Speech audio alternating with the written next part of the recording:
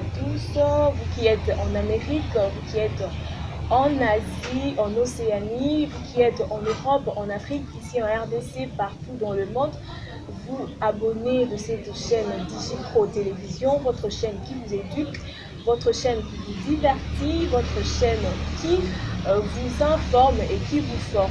Aujourd'hui, nous avons l'honneur de recevoir une grande personnalité de la République démocratique du Congo. Bonjour, madame. Bonjour. Avant d'entrer dans le vif de notre sujet, nous aimerions vous connaître. Parlez-nous de vous. Qui êtes-vous et que faites-vous? Je suis Priska Maniala, présidente nationale des étudiants congolais et coordonnatrice adjointe des étudiants de l'université de Kinshasa. En dehors de ma fonction, je suis activiste des droits de femmes et je milite pour un climat de paix dans l'est de la RDC et surtout le territoire congolais. Et par rapport à ça, j'ai été reconnue comme ambassadrice de la paix par la mission de l'Organisation des Nations Unies au Congo. Je dirige aussi une ONG qui s'appelle Les Ailes du Cœur, une ONG dans laquelle nous encadrons les jeunes, les adolescents, les préadolescents en ce qui concerne la santé. Et dans cette organisation, nous sommes porteurs du projet Wonderful MHM qui milite pour une éducation de qualité en ce qui concerne l'hygiène menstruelle des jeunes filles, mais aussi, pourquoi pas, une disponibilisation des serviettes hygiéniques gratuites pour les écolières.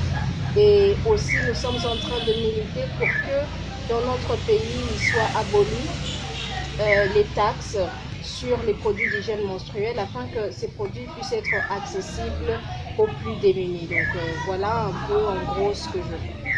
Plusieurs fonctions, comment exercez-vous cela? Comment vous départagez?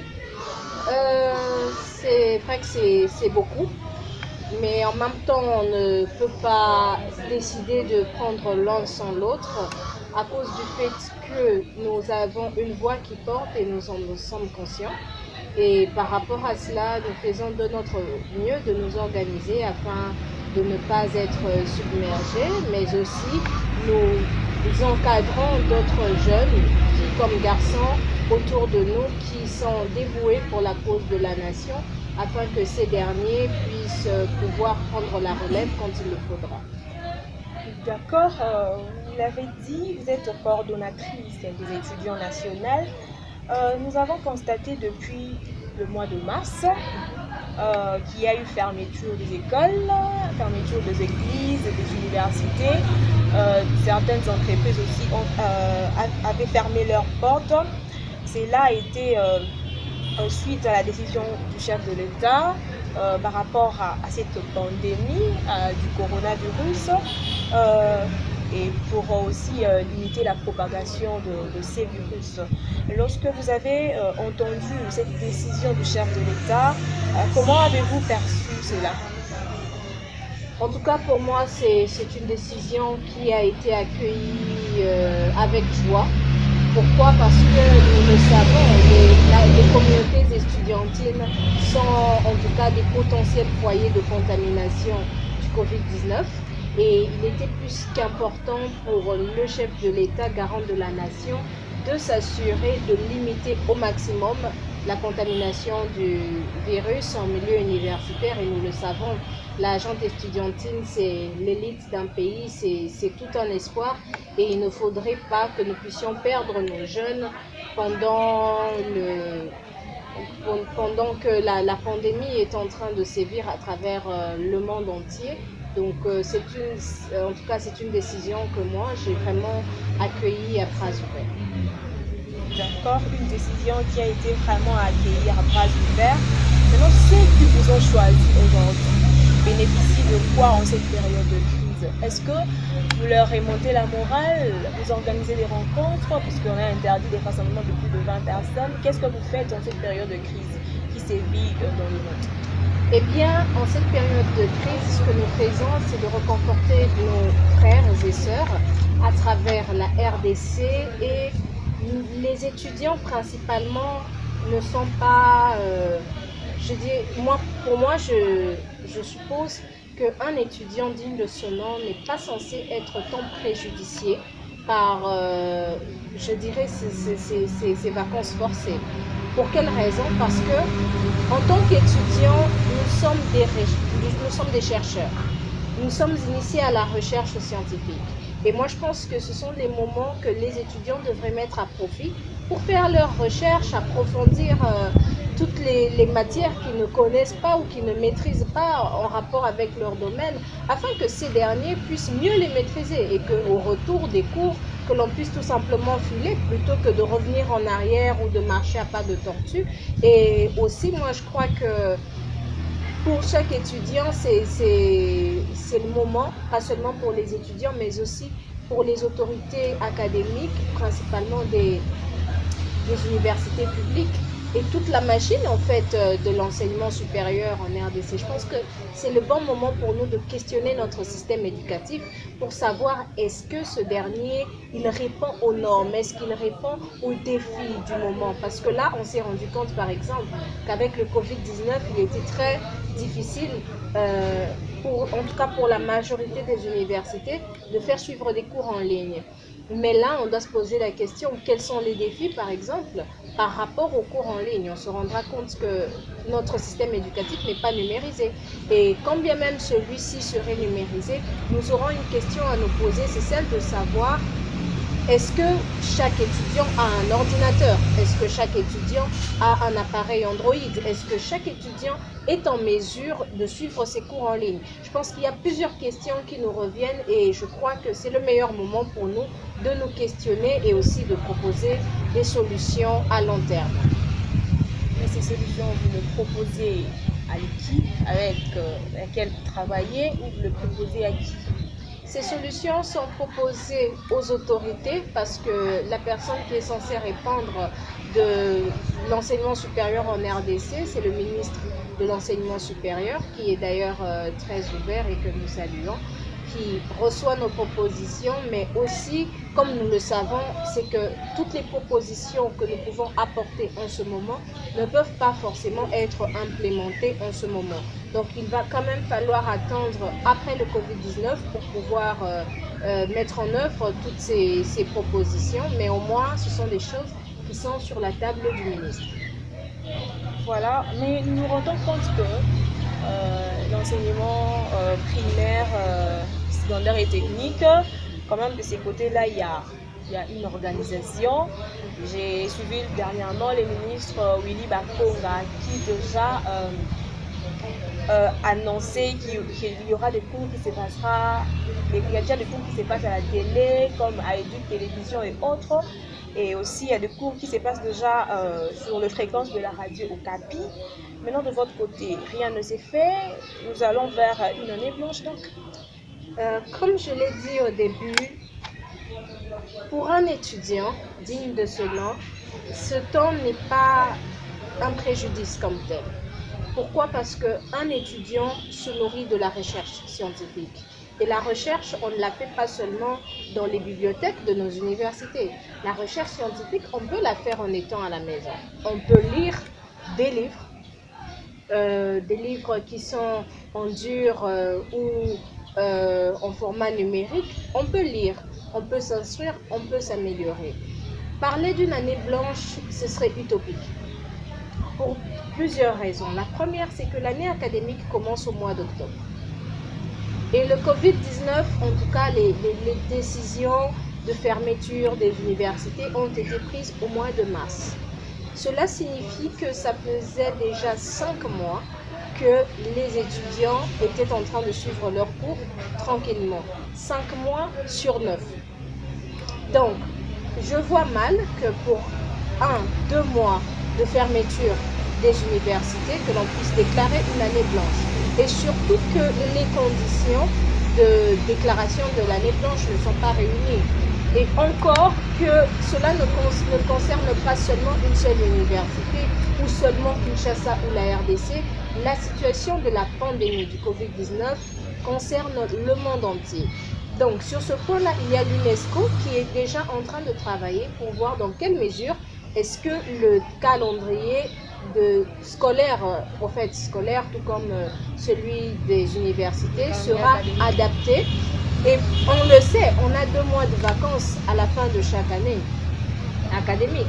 Et si on peut considérer ces 2 mois d'arrêt comme des vacances anticipées, on peut toujours terminer l'année académique au mois de septembre ou même au mois d'août.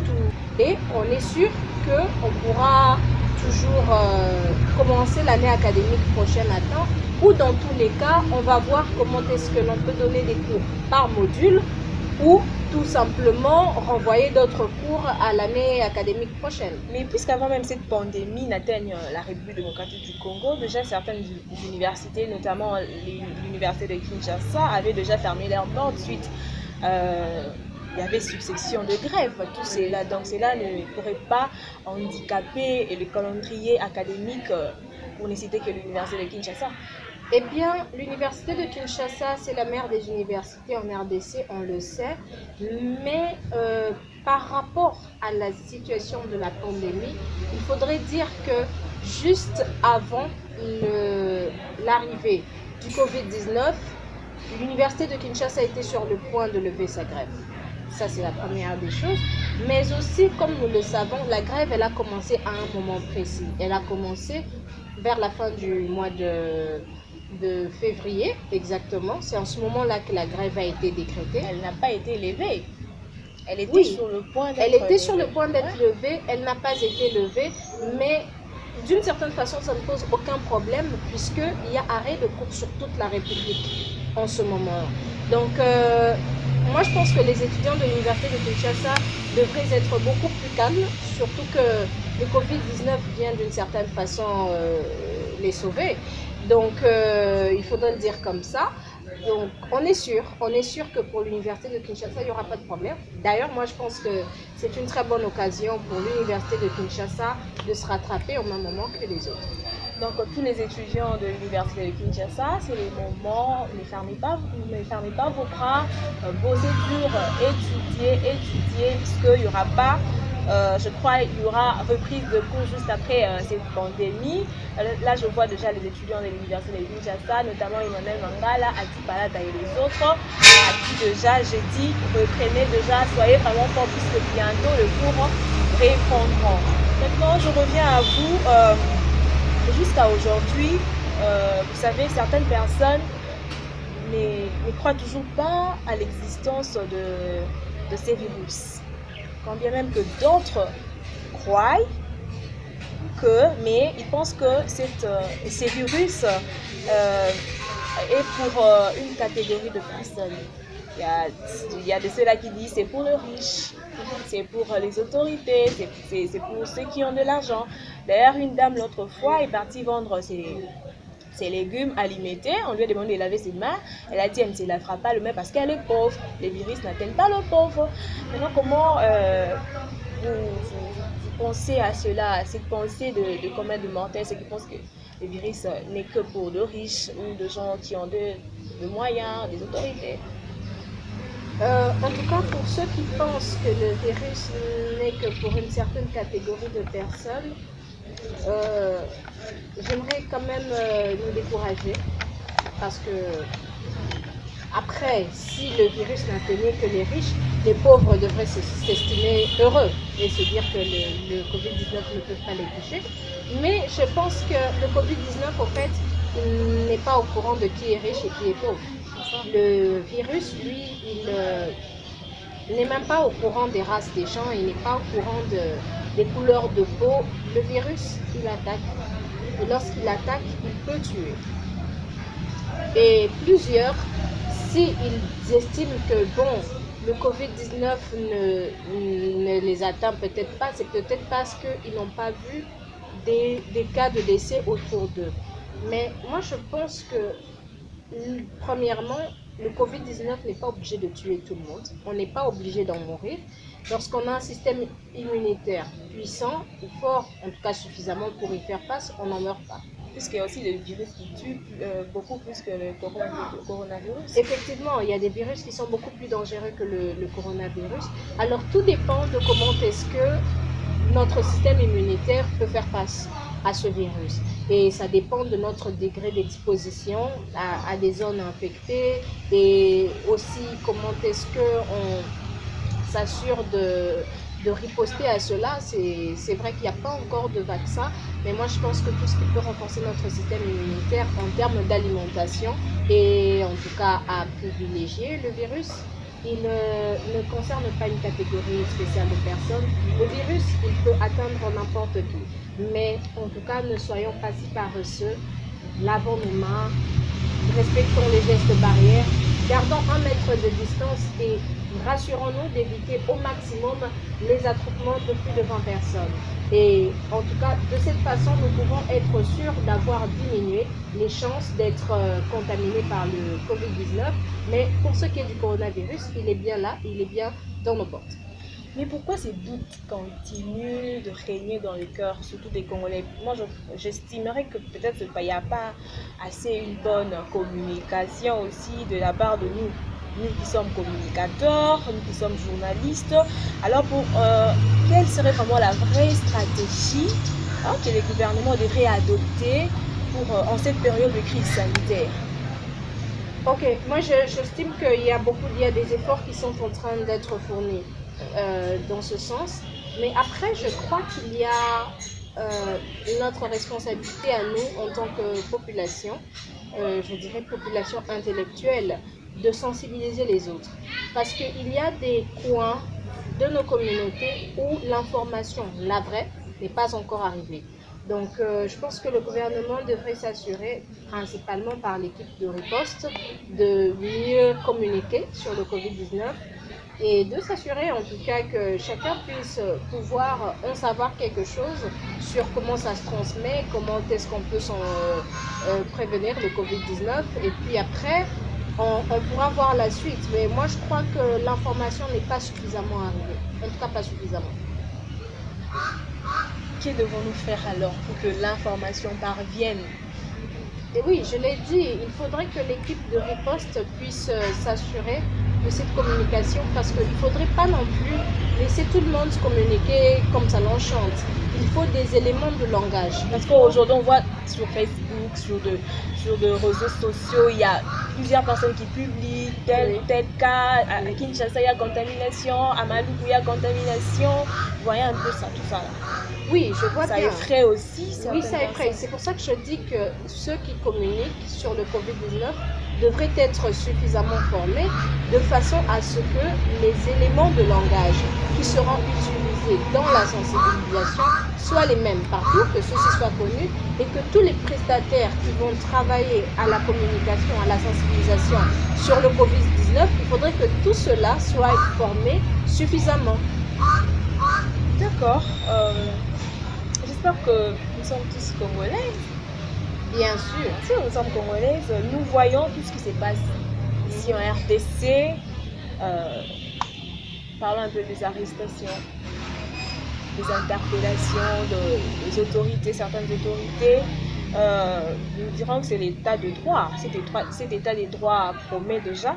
Est-ce qu'il promet pour la jeunesse, pour l'avenir de la jeunesse? Cet état de droit promet réellement?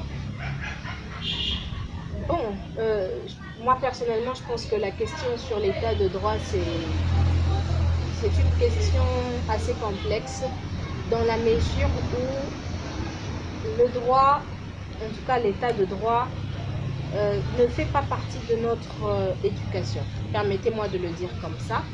Pourquoi? Parce que c'est depuis l'école maternelle, depuis l'école primaire, que l'on assiste à la corruption, que les parents inculquent aux enfants la corruption. Lorsque votre enfant n'a pas réussi à l'école, il est conscient qu'il n'a pas réussi. Vous l'avez déjà fait? Non, moi, ça ne m'est pas arrivé. Je ne dirais pas malheureusement, c'est une grâce. C'est une grâce que ça ne me soit pas arrivé, mais je l'ai vécu depuis même l'école primaire. L'enfant ne s'est pas appliqué. Il est conscient qu'il n'a pas réussi. Pourquoi est-ce que les parents viendront corrompre ou de façon peut-être, je dirais, plus douce, je dirais que les parents négocient la réussite de leurs enfants. De cette façon-là, demain, l'enfant saura que tout s'achète, que même la justice s'achète que la réussite s'achète, que la vérité s'achète. Et si on devrait tout acheter avec l'argent, qu'est-ce que ce serait pour les pauvres, pour ceux qui n'ont pas de quoi acheter leur justice, de ceux qui n'ont pas de quoi acheter la vérité, de ceux qui n'ont pas de quoi acheter à manger, si tout devrait s'acheter avec l'argent? Donc moi je crois qu'il y a un système de corruption qu'on nous a inculqué dans nos communautés depuis le bas âge. Et c'est bien de parler d'état de droit, c'est bien d'interpeller, mais moi j'aimerais inviter en tout cas nos gouvernants à penser à un système de rééducation de la population de bas vers le haut. Et moi je crois que demain, lorsque nous aurons éduqué en tout cas la moitié de la population à lutter contre l'injustice, en ce moment-là précis, je pense que même la justice aura moins de mal à arrêter les personnes qui font du mal, parce que tellement les populations seront indignées à faire face à l'injustice, à faire face à la corruption. En ce moment-là, je crois et je suis convaincue qu'il n'y aura rien d'anormal que d'arrêter quelqu'un qui a commis des exactions. Donc, il faudrait penser sur le long terme. Voilà un système de rééducation de bas vers le haut. La charge est bien évidemment partagée pour ceux qui nous dirigent, pour nos parents et pour nous qui aspirons à devenir parents, bien évidemment. Madame Priska Maniala, Oui. nous avons une rubrique dans cette émission. Je crois que notre chaîne, elle est vraiment suivie. Et lorsque nous annonçons un invité ou une invitée à la prochaine émission, ceux qui ont l'habitude de nous suivre posent des questions. Et l'équipe sélectionne des questions qui sont meilleures. D'accord. Et voilà, notre équipe nous a sélectionné pour vous 3 questions que vous allez découvrir tout juste après cela.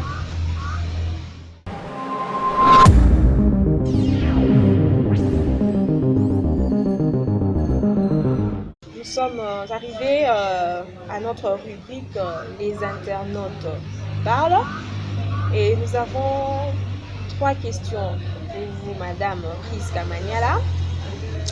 Permets-moi de lire puisque elles ne viennent pas de moi, elles viennent plutôt de ceux qui nous suivent.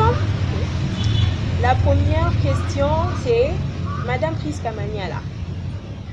Quelle est ou quelle serait votre appréciation ou votre point de vue sur l'image de la femme congolaise dans le monde, étant vous-même femme?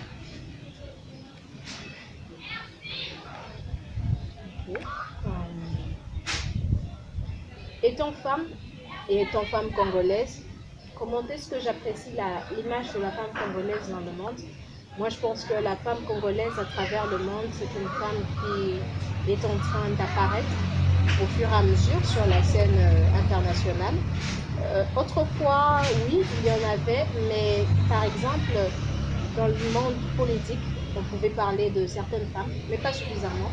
Mais aujourd'hui, à l'instant où nous parlons, il y a de plus en plus de femmes congolaises qui acceptent de s'engager en politique parce qu'elles ont compris que c'est la meilleure façon pour elles de faire entendre leur voix. Être dans les instances de prise de décision, c'est la meilleure des choses à faire. Faire des plaidoyers, c'est bien. Crier au scandale après, c'est bon. Faire des marches, organiser des sit-ins, ce sont des choses qui font entendre nos voix. Et quand nous sommes sur les tables de prise de décision, je pense que c'est beaucoup mieux parce que, je le dis toujours, tant qu'il n'y aura pas de femmes sur la table de prise de décision, il ne faudrait pas que les femmes attendent d'avoir mieux ou d'avoir une meilleure part. Et aussi, il n'y a pas que le domaine politique, il y a dans les sciences et les technologies, ce qu'on appelle les STEM. Actuellement, il y a davantage de femmes congolaises qui font parler d'elles. Je peux prendre l'exemple de Sandrine Mubenga, qui a créé un moteur d'hydrogène aux États-Unis. Aujourd'hui, elle est respectée et d'ailleurs, elle est parmi les personnalités congolaises sélectionnées dans la riposte contre le Covid-19 pour la fabrication des respirateurs pour les AVC.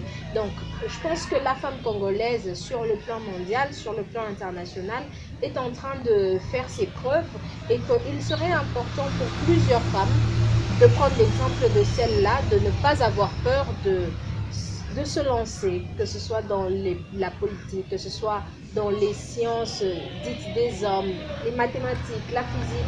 Pourquoi pas? Parce qu'on en a besoin et nous avons davantage besoin des femmes qui ont du cœur, qui ont de l'ambition pour pouvoir relever le défi.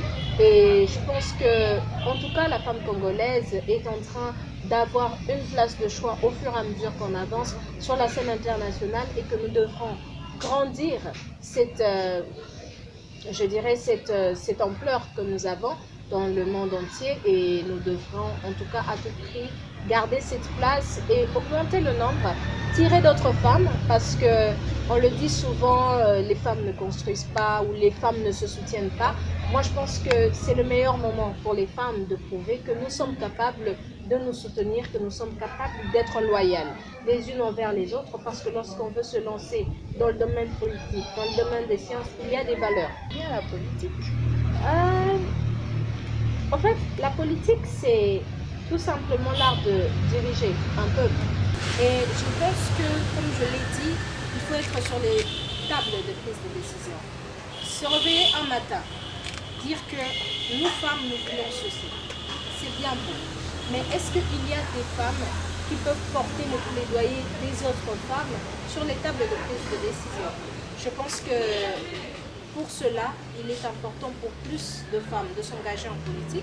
Et je pense qu'il sera important pour moi, en tant que femme, en tant que voix, de m'engager en politique. Mais quand même, ça ne sera pas pour tout de suite. Pas pour tout de suite. Non, pas pour tout de Mais nous espérons que ça arrivera. suite. En tout cas, ça ne rattrape pas. D'accord. La dernière question, dites-nous, Madame Priska, comment vous êtes parvenue à atteindre ce poste? Puisque nous les voyons dans la plupart des cas, surtout ici en RDC, pour qu'une femme puisse être placée au sommet à un niveau assez élevé, et elles ont soit qu'on appelle un parapluie, soit elles ont un mentor, comme on dit, soit un partenaire, comme on dit dans les lingala, moi likangu, moi chérie, moi boya pistonné. Maintenant, comment est-ce que vous êtes parvenu à cela? Vous avez été choisi ou vous avez été aussi pistonné ou c'était par magie, par corruption ou comment? Ok, c'est une très bonne question. C'est une très bonne question, c'est une excellente question. Parce que tout ce que vous venez de poser, en fait, tout ce que nos internautes ont posé comme question, cela vient de ce que l'on appelle les stéréotypes de la société. C'est-à-dire quoi? Lorsqu'un homme gagne, c'est normal. Quand c'est une femme, on veut savoir qui est derrière elle. Quand un homme réussit, c'est normal. Mais lorsque c'est une femme, mais qui l'a soutenue? Je l'ai dit avant. Aujourd'hui, les candidatures féminines sont à encourager. Elles sont encouragées. Mais cela ne veut pas dire que l'on doit croiser les bras. Cela, plutôt, est une occasion pour nous de travailler doublement, triplement, voire au quintuple, pourvu de montrer et de prouver de quoi on est capable. Personnellement, je me suis présentée au début et je pense que d'une part, ma présentation peut répondre à cette question parce que ça fait 4 ans que je travaille dans le domaine des organisations non gouvernementales. Ça fait 3 ans exactement que je fréquente beaucoup d'organisations internationales et aussi des agences des Nations Unies. Et je l'ai dit, je travaille avec la mission d'organisation des Nations Unies au Congo, je travaille avec le Fonds des Nations Unies pour les populations. Donc, toutes ces structures avec lesquelles j'ai eu à travailler m'ont permis d'acquérir de l'expérience et aussi m'ont permis surtout de développer mon leadership. Parce qu'en tant que femme, on a peut-être une voix, on a une façon de voir les choses, on a une façon de se rendre compte que nous pouvons et que nous devons faire les choses, mais l'encadrement est important. Parmi les mots que vous avez cités, vous avez parlé de piston. Mais vous avez aussi parlé de mentor. La différence, en tout cas, entre le mentor et le piston, je pense que le piston, c'est quelqu'un qui pousse et qui promeut quelqu'un ou quelque chose, que cela vale la peine ou pas. Pendant que le mentor, lui, c'est quelqu'un qui, un peu comme un coach, encadre quelqu'un qui a déjà une valeur ajoutée et il s'assure que cette personne-là puisse, par exemple, ne pas tomber sur les mêmes erreurs que lui. Les mentors, ça j'en ai. J'ai beaucoup de mentors, hommes comme femmes, qui m'ont appris et m'ont aidé à développer mon leadership, qui m'ont encouragé sur les pas de la politique. Il y a par exemple Madame Pascaline Zamouda que j'ai rencontrée très tôt. Il y a Madame Eve Bazaïba qui m'a aussi beaucoup boosté, et là c'était en 2016. Et j'ai eu à rencontrer plusieurs femmes politiques, entre autres Madame Janine Mabunda. J'ai rencontré plusieurs femmes politiques de différentes tendances en tout cas, qui m'ont toutes ajouté un plus. Donc, je pense qu'avec le temps, et je pense peut-être que ça fera objet d'une autre émission, mais ce que j'aimerais dire, c'est que on peut acquérir de l'expérience, on peut être digne des voix que les gens portent sur nous lorsque on a une tête qui fonctionne, lorsqu'on a un projet de société qui rencontre les aspirations et les attentes des autres. Par rapport à moi, avec la coordination nationale des étudiants, c'est ce qui s'est passé. Je crois en tout cas que j'ai rencontré les aspirations des autres, parce que mon projet de société, en tout cas, faisait allusion à ce que les étudiants ont comme problème. Et vous verrez que mon thème ou mon credo, c'était améliorant les conditions de l'étudiant congolais, parce que l'étudiant congolais a beaucoup de défis et il faut une personne qui porte leur voix. Pas seulement une personne qui court derrière des politiciens avec des masses de personnes qui peuvent marcher faire du désordre. C'est bon, mais je pense qu'on a suffisamment réduit l'étudiant congolais aux faiseurs de troubles, aux casseurs de véhicules, aux casseurs de je ne sais pas moi quoi. Oui, et moi j'ai ramené une vision pour l'étudiant congolais, un homme de valeur, une élite qui mérite. Et c'est vraiment ça. Donc je pense que sur ces coups-là, chers internautes, vous avez eu la réponse à vos questions. En tout cas, j'espère. Voilà, le temps nous fait défaut de ça. Nous sommes arrivés presque à la fin de notre émission. Mais un dernier mot, j'aimerais que vous vous adressez à tous ceux qui vous ont suivis, mais en lingala. Ah, voilà. Regardez la caméra et vous adressez. Laquelle des deux? Celle-là, je crois. Nakolobanati nao etali makambo nyonso touti kosolola awa, tosololi makambo ya coronavirus, tosololi makambo ya baétudiant bauniversité, baétudiant bazobanga, bazomituna est-ce que mbula oyo ekozala oyo babengi na français année blanche, est-ce que année oyo eza perdu, oyo bazomituna me baminerva na biso tofuti me bacour tolandi ndambu oyo tosali te.